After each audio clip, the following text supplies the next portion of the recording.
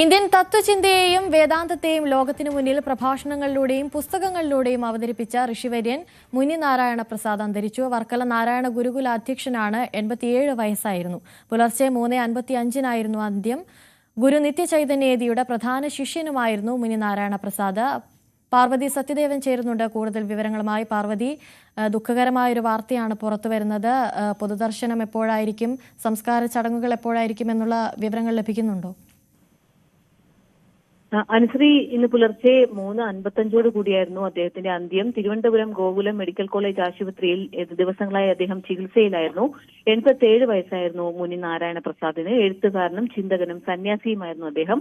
വർക്കലയിലെ നാരായണ ഗുരുകുല ഫൗണ്ടേഷന്റെ സ്ഥാപകൻ കൂടിയാണ് മുനി നാരായണ പ്രസാദ്. പുലർച്ചെ 3:55 അദ്ദേഹത്തിന്റെ അന്ത്യം സ്ഥിരീകരിച്ചത്. 2024 രാജ്യം അദ്ദേഹത്തിന് പത്മശ്രീ നൽകി ആദരിച്ചിട്ടുണ്ട്. സാഹിത്യ അക്കാദമി പുരസ്കാരവും ലഭിച്ചിട്ടുണ്ട്. നിത്യചൈതന്യയുടെ പ്രധാന ശിഷ്യനായിരുന്നു മുനി നാരായണ പ്രസാദ്. നിരവധി പേർ അദ്ദേഹത്തിന് അന്തിമോപചാരം അർപ്പിക്കാൻ വർക്കല ഗുരുകുലത്തിൽ എത്തിച്ചേരുന്നുണ്ട്.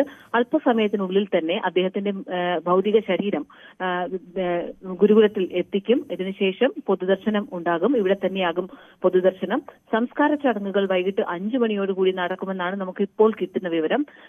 വർക്കല ഗുരുകുലത്തിന് സമീപത്ത് തന്നെയുള്ള നടരാജഗിരിയിലായിരിക്കും അദ്ദേഹത്തിന്റെ സംസ്കാരം ഉണ്ടാവുക. എന്നാൽ പൊതുദർശനം ഗുരുകുലത്തിൽ മാത്രമാകും ഉണ്ടാവുക. നാനാഭാഗങ്ങളിൽ നിന്നുള്ള ആളുകൾ അദ്ദേഹത്തിന് അന്ത്യാഞ്ജലി അർപ്പിക്കാനായി എത്തുന്നുണ്ട്.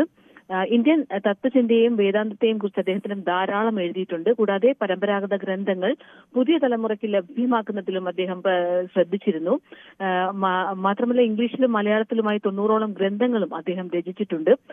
പൊതുമരാമത്തിൽ വകുപ്പിൽ എഞ്ചിനീയറായിരുന്നു അദ്ദേഹം ജോലി ചെയ്തിരുന്നത്. 1958 നാരായണ ഗുരുകുലത്തിൽ അന്തേവാസിയായി ചേരുകയും 67 നടരാജ ഗുരുവിൽ നിന്ന് ബ്രഹ്മചാരി ദീക്ഷ സ്വീകരിക്കുകയുമായിരുന്നു. 1968 അദ്ദേഹം പൂർണ്ണമായി സന്യാസ ജീവിതത്തിലേക്ക് കടന്നത്. ഒരുപാട് പേർക്ക് പ്രചോദനമായിരുന്നു മുനി നാരായണ പ്രസാദ്. അനുശ്രീ, പാർവതി സത്യദേവനാണ് കൂടുതൽ വിവരങ്ങൾ നൽകിയത്. കൂടുതൽ വാർത്തകൾക്ക് News 18 Keralam YouTube channel subscribe ചെയ്യുക.